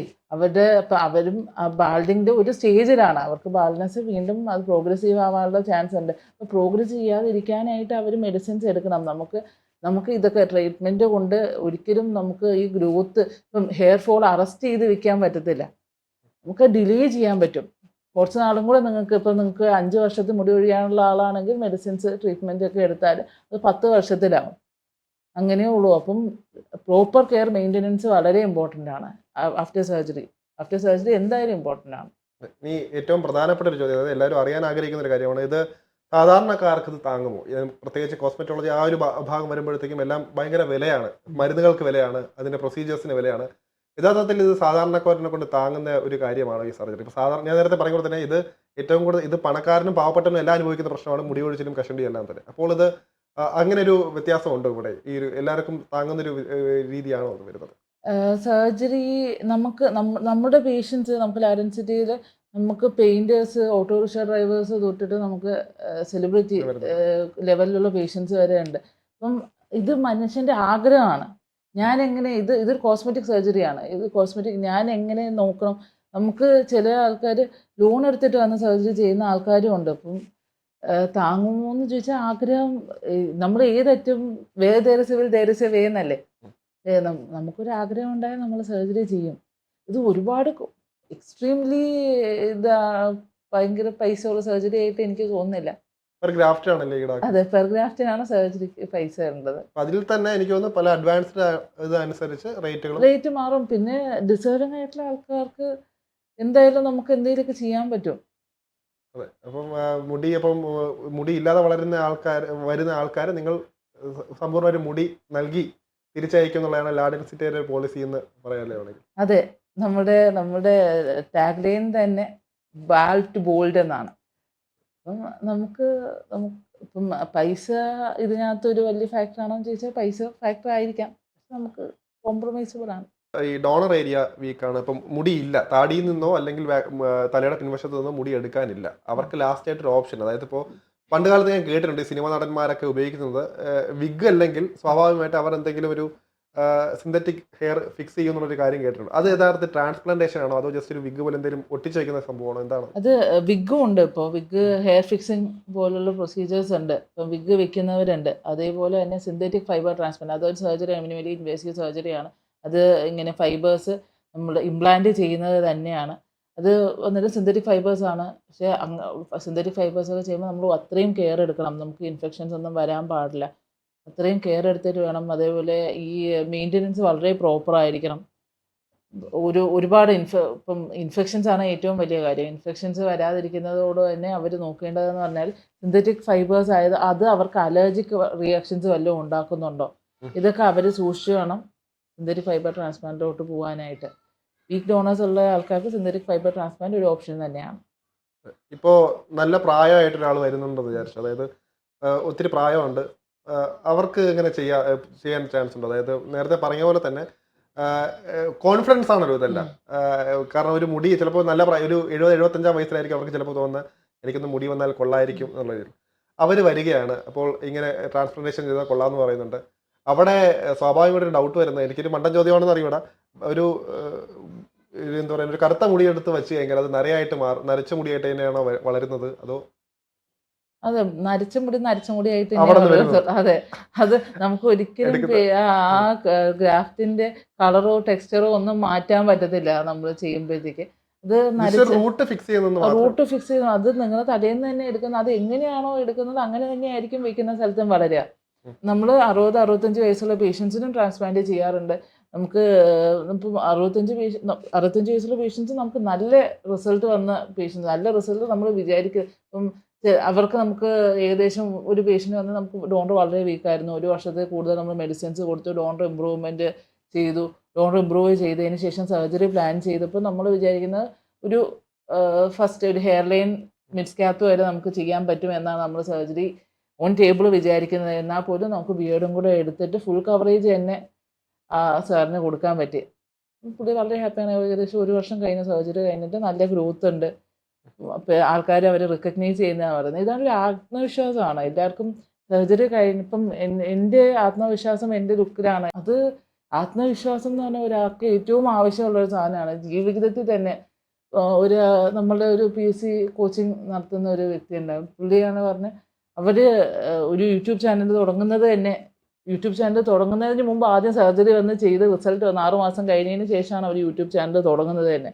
അപ്പം എനിക്ക് സംസാരിക്കാനുള്ള കോൺഫിഡൻസ് കിട്ടിയത് ഇത് വന്ന് എൻ്റെ രൂപം മാറിയതിന് ശേഷമാണ് എന്നാണ്. അത് ഉള്ളിലുള്ളതാണ്. സ്വാഭാവികമായിട്ട് അത് മുടി കൊഴിച്ചുള്ള എനിക്ക് തന്നെ അറിയാൻ പറ്റും. അതായത് പണ്ട് കാലത്ത് സ്കൂളിൽ പഠിച്ചപ്പോൾ ഗെറ്റ് ടുഗദറൊക്കെ വയ്ക്കുമ്പോൾ പിള്ളേരൊക്കെ വന്ന് ചോദിക്കുന്നത് മുടിയൊക്കെ കൊഴിഞ്ഞു പോയല്ലോ, അപ്പോൾ തീർന്നു കോൺഫിഡൻസ്, അവിടെ തീർന്നു. അപ്പോൾ അതുകൊണ്ട് തന്നെ മുടി ഒരു പ്രധാന വിഷയം തന്നെയാണെന്ന് മനസ്സിലാക്കിയ ഒരു കാര്യം കൂടെ തന്നെയാണ്. അതുകൊണ്ട് തന്നെ ഇപ്പോൾ നേരത്തെ പറയുന്നത് തന്നെ പ്രായം അതിനൊരു പ്രശ്നമല്ല, മുടി കൃത്യമായിട്ട് വെക്കാം. അപ്പം എല്ലാവർക്കും ഇത് വെക്കാൻ ധൈര്യമായിട്ട് വരാമല്ലോ. ഇപ്പം നേരത്തെ പറയുന്നത് ഇപ്പം നമുക്ക് ഇപ്പം എന്നെ പോലുള്ളവർക്ക് ഇപ്പോൾ എനിക്ക് താല്പര്യമുണ്ട് ട്രാൻസ്പ്ലാന്റേഷൻ, പക്ഷേ വീട്ടുകാർ ചിലപ്പോൾ എതിർക്കും. അതൊക്കെ പഴയ ഇതാണ്, ഇത് സർജറിയാണ്, ഇത് ചെയ്ത് കഴിഞ്ഞാൽ കണ്ടിട്ടില്ലേ, അവിടെ തല വേദന എടുക്കും, ഇതായി കഴിഞ്ഞാൽ ഒന്നും ചെയ്യാൻ പറ്റില്ല, പൈസ പോകും എന്നൊക്കെ പറയുന്നുണ്ട്. അപ്പോൾ അവർക്കൊരു കോൺഫിഡൻസ് എന്ന രീതിയിൽ എന്താണ് പറയാനുള്ളത്? നല്ല നമ്മുടെ ഒരു പ്രോപ്പർ OT സെറ്റപ്പിൽ ക്വാളിഫൈഡ് സർജൻസ് ചെയ്ത് നല്ല സ്റ്റെറിലൈസേഷൻ പ്രോട്ടോകോൾസ് ഫോളോ ചെയ്യുന്ന ഒരു സെൻ്റർ ആണെങ്കിൽ നിങ്ങൾക്ക് ധൈര്യമായിട്ടും പോകാം. അതൊരു സേഫ് പ്രൊസീജിയർ ആയിരിക്കും. ഇത് മൂന്നും വളരെ ഇമ്പോർട്ടൻ്റ് ആണ്. പിന്നെ നിങ്ങളുടെ ആരോഗ്യനിലയും ഇത് ഇപ്പം സർജറിക്ക് മുമ്പ് പ്രീ ഓപ്പറേറ്റീവ് പ്രൊസീജിയേഴ്സ് ഒരുപാടുണ്ട്. പ്രീ ഓപ്പറേറ്റീവ് ഇവാലുവേഷൻ്റെ സമയത്ത് നിങ്ങളുടെ ആരോഗ്യനിലയാണ് നോക്കുന്നത്. നിങ്ങളുടെ ആരോഗ്യനില തൃപ്തിപ്പെട്ടതാണെങ്കിൽ മാത്രമേ നിങ്ങൾ സർജറി ടേബിളിലോട്ട് എടുക്കത്തുള്ളൂ. അങ്ങനെയാണെങ്കിൽ ഇതൊരു സേഫ് പ്രൊസീജിയർ തന്നെയാണ്. ഡോക്ടർ ഇപ്പോൾ നേരത്തെ സൂചിപ്പിച്ചതുപോലെ തന്നെ കുട്ടികളിൽ വരെ ഇപ്പോൾ നേരത്തെ പറയുന്നത് 9ാം ക്ലാസ്സും 10ാം ക്ലാസ്സും പഠിക്കുന്ന കുട്ടികൾ വരെ ഇപ്പോൾ കഷണ്ടി ആകുന്ന സ്ഥിതി ഉണ്ടാവാറുണ്ട്. അപ്പോൾ അത് സ്വാഭാവികമായിട്ടും എനിക്കൊന്ന് ലൈഫ് സ്റ്റൈലിലുണ്ടായ ഒരു ചേഞ്ചാണ്. പണ്ടത്തെ കാലത്ത് നോക്കുമ്പോൾ ഉറക്കമില്ലായ്മ വരുന്നുണ്ട്, ഭക്ഷണത്തിൻ്റെ ഫാസ്റ്റ് ഫുഡ് ലോകമാണ് ഇപ്പോൾ. അപ്പോൾ അതുകൊണ്ട് തന്നെ അത്തരത്തിൽ ഒരുപാട് പ്രതിസന്ധികളുണ്ട്. അപ്പോൾ അങ്ങനെ വരുന്ന സ്ഥിതിക്ക് എന്തായിരിക്കും നമ്മൾ ഇപ്പോൾ ഡോക്ടർ പറയാൻ ഇപ്പോൾ അങ്ങനെ വരുന്ന ഒരാൾ വരികയാണെങ്കിൽ എന്തൊക്കെയായിരിക്കും അവർക്ക് നൽകുന്ന നിർദ്ദേശം? മാത്രമല്ല നേരത്തെ ഡോക്ടർ പറയുന്ന മറ്റൊരു കാര്യമാണ് റൈറ്റ് പ്ലേസ്, അത് വേണം എന്നുള്ളൊരു കാര്യം. ഇപ്പം കുട്ടികളൊക്കെ ആണെങ്കിൽ ചിലപ്പോൾ നമുക്കറിയാം വീട്ടുകാരെ ബുദ്ധിമുട്ടിക്കാതിരിക്കാൻ വേണ്ടി, അതായത് കോളേജ് കുട്ടികളെല്ലാം തന്നെ അവരുടേതായിട്ട് തന്നെ ഇപ്പോൾ സ്വന്തമായിട്ട് ജോലിക്കൊക്കെ പോയി വളരെ തുച്ഛമായിട്ടുള്ള വരുമാനമായിരിക്കും. അപ്പോൾ അവരെ സ്വീകരിക്കാൻ ആളുകളുണ്ട്, അങ്ങനത്തെ സെൻറ്റേഴ്സ് ഉണ്ട്. ഇപ്പോൾ നേരത്തെ പറഞ്ഞ പോലെ തന്നെ ഗ്രാഫ്റ്റുകൾ ഇപ്പോൾ ഒരു സർട്ടിഫൈഡ് ഒരു ക്ലിനിക്കിനേക്കാൾ പകുതി വിലയ്ക്ക് ചെയ്യുന്ന ആളുകളുണ്ട്. അപ്പോൾ അങ്ങനെയുള്ളവർക്ക് എന്തൊക്കെയായിരിക്കും വരുന്നത്? അപ്പോൾ അവരെന്താണ് ശ്രദ്ധിക്കേണ്ടത് അങ്ങനെയുള്ള ആളുകൾ? 15 വയസ്സിൽ നമ്മളടുത്ത് വരുന്നൊരു കുട്ടിയുടെ നമ്മൾ ആദ്യം പറയുന്നത് നിങ്ങളുടെ stress control, scalp care, healthy diet, അത് തന്നെയായിരിക്കും. നിങ്ങൾ ഇത് ഇമ്പ്രൂവ്മെൻറ്റ് ചെയ്ത് നോക്കൂ. പിന്നെ പേഷ്യൻറ്റിനെ ഒന്ന് ഫിസിക്കൽ ഇവാലുവേഷൻ ചെയ്തതിന് ശേഷം എന്താണ് അവരുടെ എന്തെങ്കിലും അസുഖം കാരണമാണോ അവർക്ക് മുടി പോകുന്നത്, ഡെഫിഷ്യൻസീസ് കാരണമാണോ മുടി പോകുന്നത്, അത് നമുക്ക് ഡയറ്റിൽ തന്നെ വൈറ്റമിൻ ഡെഫിഷ്യൻസീസ് വരുമ്പോഴത്തേക്ക് ഹെയർ ഫോൾ ഉണ്ടാകാനുള്ള സാധ്യത കൂടുതലാണ്. ഇതൊക്കെ നമ്മൾ അസസ് ചെയ്യും. അത് അസസ് ചെയ്തിട്ടാണ് ട്രീറ്റ്മെൻറ്റിലോട്ട് കടക്കുന്നത്. അപ്പം എപ്പോഴും ഇത് പറഞ്ഞില്ലേ, ക്വാളിഫൈഡ് പ്രൊഫഷണൽസും സർട്ടിഫൈഡ് സെൻറ്റേഴ്സും ഇതിനകത്ത് വളരെ ഇമ്പോർട്ടൻ്റ് ആണ്. അപ്പം ആർക്കും ആരെയും ഇന്ന് പറ്റിക്കാം, ഇന്നത്തെ കാലം അങ്ങനെയാണ്. അപ്പം അവർക്ക് ആവശ്യമില്ലാത്ത ഇതിനകത്ത് ഒരു ലോവർ എൻഡ് ട്രീറ്റ്മെൻറ്റ്സ്, മെഡിസിൻസ് തൊട്ടിട്ട് ഹയർ എൻഡ് ട്രീറ്റ്മെൻറ്റ്സ് വരും. സ്റ്റെം സെൽ തെറാപ്പി വരെയുണ്ട്. സ്റ്റെം സെൽ തെറാപ്പി വരെ ചെയ്യുന്ന വളരെ ഏത് പ്രായം നോക്കാതെ സ്റ്റെം സെൽ തെറാപ്പി വരെ ചെയ്യുന്ന ആൾക്കാരുണ്ട്. അപ്പം ഏത് ട്രീറ്റ്മെൻറ്റ് ചെയ്യണം എന്നുള്ളത് ഡോക്ടറാണ് പ്രിസ്ക്രൈബ് ചെയ്യാനുള്ളത്. അത് ക്വാളിഫൈഡ് ഡോക്ടറാണ് പ്രിസ്ക്രൈബ് ചെയ്യാനുള്ളത്. നിങ്ങൾ പോകുന്ന സെൻറ്റർ സർട്ടിഫൈഡ് ആണോ, ഇത് ചെയ്തിട്ടുണ്ടോ, ലൈസൻസ്ഡ് ആണോ എന്ന് നോക്കിയിട്ട് വേണം നിങ്ങൾ അവിടെ പോകാനായിട്ട്, ട്രീറ്റ്മെൻറ്റിന് വേണ്ടി പോകാനായിട്ട്. ഇത് നിങ്ങൾ പറ്റിക്കപ്പെടും. ഇവ തലയിലുള്ള പോലെ തന്നെയാണ് ഇപ്പോൾ എല്ലാവർക്കും ഒരു കൺസേൺ ആണ് താടി വളരണമെന്ന് ആഗ്രഹിക്കാത്ത ആൺകുട്ടികളില്ല എന്നാണ് തോന്നുന്നത്.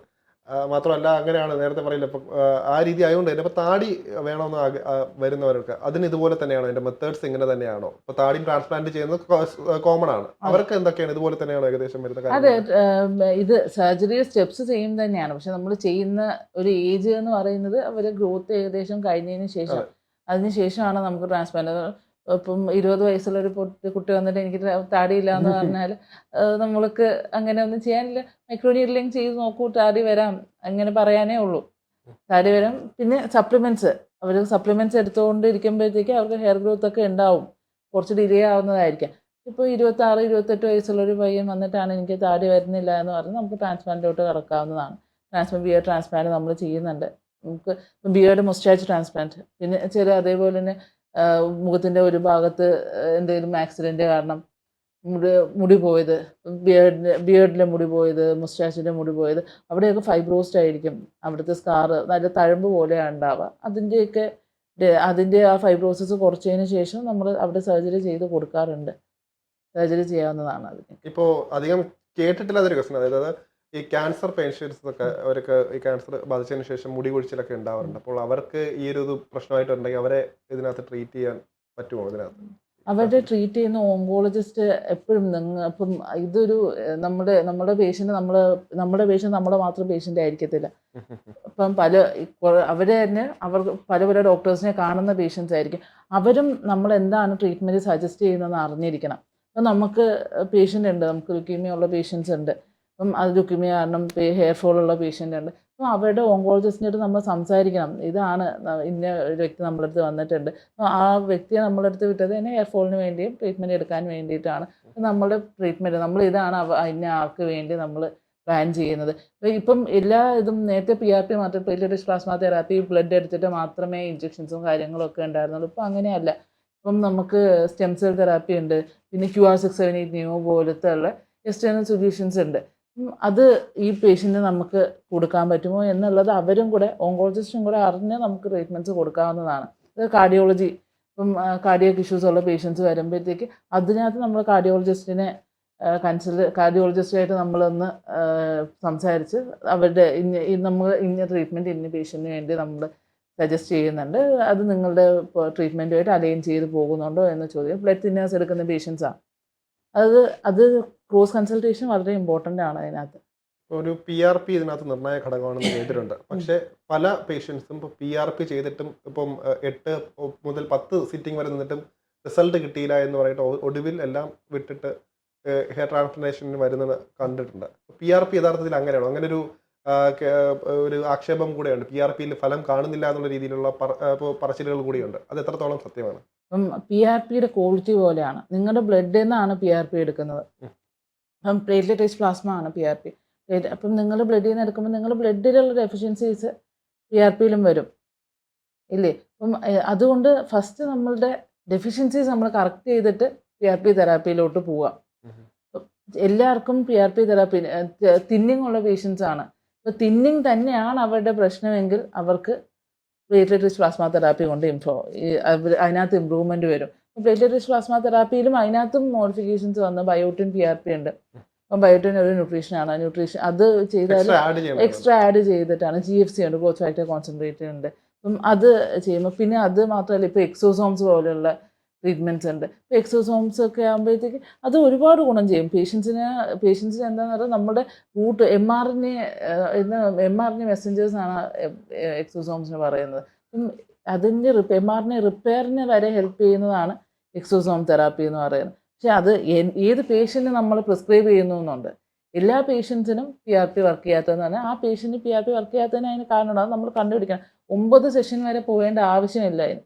നമുക്കൊരു 3-4 സെഷൻ വെച്ച് തന്നെ മനസ്സിലാക്കും ഈ പേഷ്യൻറ്റിന് PRP വർക്ക് ചെയ്യുമോ ഇല്ലയെന്ന്. അപ്പം ഫസ്റ്റ് ആദ്യത്തെ 3 സെഷനിൽ ഹെയർ ഫോളെങ്കിലും കുറയണം, എന്നാണല്ലോ പിന്നെ ഹെയർ ഗ്രോത്ത് വരിക. കണ്ടിന്യൂസ് ആയിട്ട് ഈ ഒരു 6 മാസമൊക്കെ വരുന്നതുകൊണ്ട് അങ്ങനെ ഒരു ഡൗട്ട് എല്ലാവർക്കും ഉണ്ടായിട്ടുണ്ടായിരുന്നു. അല്ല, അത് മിനിമം 4 to 6 സെഷൻസ് തന്നെയാണ് PRP പറയുന്നത്. പക്ഷേ ഒരു 3 സെഷൻസ് ഒക്കെ കഴിഞ്ഞാൽ നിങ്ങൾക്ക് ആ PRP കൊണ്ട് ഗുണമുണ്ടോ ഇല്ലയോ എന്നുള്ളത് നിങ്ങൾക്ക് മനസ്സിലാവുന്നതാണ്. അപ്പോൾ അല്ലെങ്കിൽ ഇത് നോർമൽ PRP നല്ലത് തന്നെയാണ്. പക്ഷേ ഞാൻ നേരത്തെ പറഞ്ഞ പോലെ ഈ ബ്ലഡിലുള്ള ഡെഫിഷ്യൻസീസ് തന്നെ PRPയിലും ഉണ്ടാവാനുള്ള ചാൻസസ് ഉണ്ട്. പ്ലേറ്റ്ലെറ്റിൻ്റെ കൗണ്ടും എല്ലാം നോക്കുമ്പോഴത്തേക്ക് അതൊക്കെ അസസ് ചെയ്യണം. ബ്ലഡ് പ്രീ ഓപ്പറേറ്റീവ് എവാലുവേഷൻ സർജറിക്ക് മുമ്പ് ചെയ്യും പോലെ തന്നെ PRPക്ക് മുമ്പും നമ്മൾ എന്ത് ട്രീറ്റ്മെൻറ്റ് കൊടുക്കുമ്പോഴും അവരുടെ ഒന്ന് ബ്ലഡ് ടെസ്റ്റ് എല്ലാം ചെയ്ത് ബ്ലഡ് ഇൻവെസ്റ്റിഗേഷൻസ് ചെയ്ത് അതൊക്കെ അസസ് ചെയ്യുന്നത് നല്ലതാണ്. അപ്പം PRPയുടെ ക്വാളിറ്റിയും നല്ലതായിരിക്കും, റിസൾട്ടും നല്ലതായിരിക്കും. അവസാനമായിട്ടൊരു ചോദ്യം, അതായത് ഇപ്പോൾ എനിക്കൊന്ന് സാലോൺസിൽ പോലും ഇത് ഈ ഒരു PRPയും അതുപോലെ തന്നെ ട്രാൻസ്പ്ലാന്റേഷനൊക്കെ ഉണ്ട്. ഇവിടെ കേരളത്തിൽ അങ്ങനെ കണ്ടില്ല എങ്കിൽ പോലും എനിക്കൊന്ന് കോമൺ ആയിട്ട് അത് കാണുന്നൊരു കാര്യം കൂടിയാണ്. അവിടെ ചോദിക്കാനും പറയുന്ന ഒരാളില്ലാത്ത രീതിയിൽ അവരെല്ലാം കാണിച്ചു കൂട്ടുന്നുണ്ട്. അപ്പോൾ അതുകൊണ്ട് തന്നെ നമ്മളൊരു ഒരു സെൻറ്റർ തിരഞ്ഞെടുക്കുമ്പോൾ എന്തൊക്കെ കാര്യങ്ങളാണ് പ്രത്യേകിച്ച് ശ്രദ്ധിക്കേണ്ടത്? ഇപ്പോൾ എനിക്കിപ്പോൾ ഒരു ട്രാൻസ്പ്ലാന്റേഷൻ നടത്തണം, അപ്പോൾ എന്തൊക്കെയാണ് പ്രധാനമായിട്ടും ശ്രദ്ധിക്കേണ്ട കാര്യങ്ങൾ? ആ ഒരു ക്ലിനിക്കിനെ കുറിച്ച് അറിഞ്ഞിരിക്കേണ്ട അവരുടെ മാനദണ്ഡങ്ങൾ എന്തൊക്കെയായിരിക്കണം? ചൂസ് യുവർ പ്ലേസ് വൈസ്ലി എന്ന് പറയും. നമ്മൾ ഇത് ചെയ്യുന്നതൊരു ഇതൊരു 1 ടൈം സർജറിയാണ്, ലൈഫ് ഓൾട്ടറിങ് സർജറി എന്ന് പറയും. അപ്പം അതുകൊണ്ട് തന്നെ ആ ക്ലിനിക്കിൻ്റെ ലൈസൻസ് ഉണ്ടോ എന്നുള്ളത് നിങ്ങൾ എന്തായാലും ശ്രദ്ധിക്കേണ്ട കാര്യം തന്നെ. അവിടെ ചെയ്യുന്ന ക്വാളിഫൈഡ് സർജൻ ആണോ എന്നുള്ളത് നിങ്ങൾ ശ്രദ്ധിക്കേണ്ട കാര്യമാണ്. വളരെ ഇമ്പോർട്ടൻ്റ് ആയിട്ടുള്ള കാര്യമാണ്. അതേപോലെ നമുക്ക് അവിടെ ചെല്ലുമ്പോൾ നമുക്ക് ഇപ്പം ഇന്ന ഒരു സെൻറ്ററിൽ ചെല്ലുമ്പോഴത്തേക്ക് നമുക്ക് ക്ലിയർ കട്ട് ഐഡിയാസ് ആയിരിക്കും തരുന്നത്. ഇതാണ് പ്രൊസീജിയർ, ഇന്ന പ്രൊസീജിയറാണ് ചെയ്യുന്നത്. നിങ്ങളുടെ ക്ലിയറൻസ് കൺസെൻറ്റ് എടുക്കുന്നതിൽ പോലും നിങ്ങൾക്ക് പ്രൊസീജിയർ പറഞ്ഞു തരുന്നതിലും നിങ്ങളുടെ കൺസെൻറ്റ് എടുക്കുന്നതിൽ പോലും ഒരു വളരെ ട്രാൻസ്പെറൻ്റ് ആയിരിക്കും. അങ്ങനെ ഒളിച്ചിട്ടുള്ള ഒരു പ്രൊസീജിയറും അതിനകത്ത് ഉണ്ടാവത്തില്ല. അത് ബുദ്ധിയുള്ള ഏതൊരു വ്യക്തിക്കും മനസ്സിലാവുന്നതേ ഉണ്ടാവത്തുള്ളൂ. ഇപ്പം ലാഡൻസിറ്റി എന്ന് പറഞ്ഞാൽ നമ്മുടെ എം ഡി എന്ന് പറഞ്ഞാൽ ഡോക്ടർ ഗജാനൻ ജാദവ്, അത് റിനൗണ്ട് ഡെർമറ്റോളജിസ്റ്റ് ആണ്. സാറിൻ്റെ ഗൈഡൻസിലാണ് അവിടെയുള്ള നമ്മുടെ ഇത്രയും 18 സെൻറ്റേഴ്സും വർക്ക് ചെയ്യുന്നത് സാറിൻ്റെ ഗൈഡൻസിലാണ്. അപ്പം എല്ലാ കേസും സാറുമായിട്ട് ഡിസ്കസ് ചെയ്യും. ഇപ്പം ഒരു സ്കാൽപ്പ് സോറിയാസിസ് കേസ് വന്നിട്ട് സെബോറിക് ഡെർമറ്റൈറ്റിസ് കേസ് വന്നാലും സാറിൻ്റെ ഗൈഡൻസിലാണ് നമ്മൾ സർജറി പ്രൊസീഡ് ചെയ്യുന്നത്. അതുകൊണ്ട് തന്നെ നമുക്ക് അതിൻ്റേതായ അഡ്വാൻറ്റേജസ് ഉണ്ട് സർജറി ചെയ്യുമ്പോഴത്തേക്കും. നമ്മൾ ഒരിക്കലും ഒരാളടുത്തും അൺറിയലിസ്റ്റിക് എക്സ്പെക്റ്റേഷൻസ് കൊടുക്കാറില്ല. ഇത് ഇന്നത് ഇന്നതുപോലെ വരും എന്ന് പറയാറില്ല. നമ്മൾ റിയലിസ്റ്റിക് ആയിട്ടാണ് കാര്യങ്ങൾ വയ്ക്കുക. സാറിൻ്റെ എക്സ്പെർട്ടൈസ് കൊണ്ടാണ് അത് അങ്ങനെ ഒരു കാര്യം. നമുക്ക് ഒരാളടുത്ത് പോലും ഒരു പ്രോമിസും ആവശ്യമില്ലാണ്ട് കൊടുക്കേണ്ടി വരത്തത് പോലും ഇല്ല. അതുപോലെ സാറ് വളരെ റിസർച്ച് ഓറിയൻറ്റഡ് ആയിട്ടുള്ളത് ഒരു വ്യക്തിയാണ്. ഓരോ പ്രാവശ്യവും നമുക്ക് ഒരു മെഡിസിൻ മാർക്കറ്റിൽ ഇറങ്ങുമ്പോൾ കൊറിയയിൽ നിന്നാണെങ്കിലും തുർക്കിയിൽ നിന്നാണെങ്കിലും ആ മെഡിസിൻ നമുക്ക് ഇമ്പോർട്ട് ചെയ്ത് തരാനും ഇതിന് ഇത്ര എഫക്റ്റ് ഉണ്ട്, ഇത് ഇന്ന സ്ഥലത്തൊക്കെ ഇതിനകത്ത് ട്രയൽസ് നടന്നിട്ടുണ്ട്, ഇങ്ങനെ നമുക്കത് ഇംപ്ലിമെൻറ്റ് ചെയ്യാമെന്ന് നോക്കുന്നതിലും സാർ ഒരുപാട് നമ്മൾ ഗൈഡ് ചെയ്യാറുണ്ട്. നമുക്ക് അതുകൊണ്ട് തന്നെ പ്രിസ്ക്രിപ്ഷൻസൊക്കെ സാറിന് എന്ത് പ്രിസ്ക്രിപ്ഷൻ ചെയ്താലും സാർ അതിനകത്ത് ഇൻവോൾവ് ചെയ്യാറുണ്ട്. നമുക്ക് കുറച്ച് അത്രയും കോൺഫിഡൻസ് കിട്ടും. എന്ത് ഡിസ്കസ് ചെയ്യാൻ പറ്റുന്ന ഒരു ബോസ് എല്ലാവരുടെയും ഡ്രീമാണല്ലോ. അതുകൊണ്ട് തന്നെ അത്രയും കോൺഫിഡൻസ് ഉണ്ട് നമുക്കൊരു പ്രിസ്ക്രിപ്ഷൻ എഴുതാനായിട്ടും. ലാഡൻസിറ്റിയിൽ ഇത്രയും നമ്മൾ നോൺ സർജൻ്റെ ഗൈഡൻസിലായതുകൊണ്ട് തന്നെ നമുക്ക് അങ്ങനെ ഫ്ലോസ് അങ്ങനെ വരാറില്ല. ഇൻ കേസ് നമുക്കൊരു ഫ്ലോ വന്നാൽ പോലും അത് എങ്ങനെ കറക്റ്റ് ചെയ്യണം എന്ന് സാറ് നമുക്ക് അതിനും ഗൈഡൻസ് തരും. He is always present. That is a huge thing. എനിക്കതുകൊണ്ട് പബ്ലിക്കിനോട് പറയാനുള്ളത്, നല്ല സ്ഥലം ചൂസ് ചെയ്യുക. Choose your surgeon wisely, choose your place wisely. This is surgery that is going to alter your life. വളരെയധികം ഡോക്ടർ.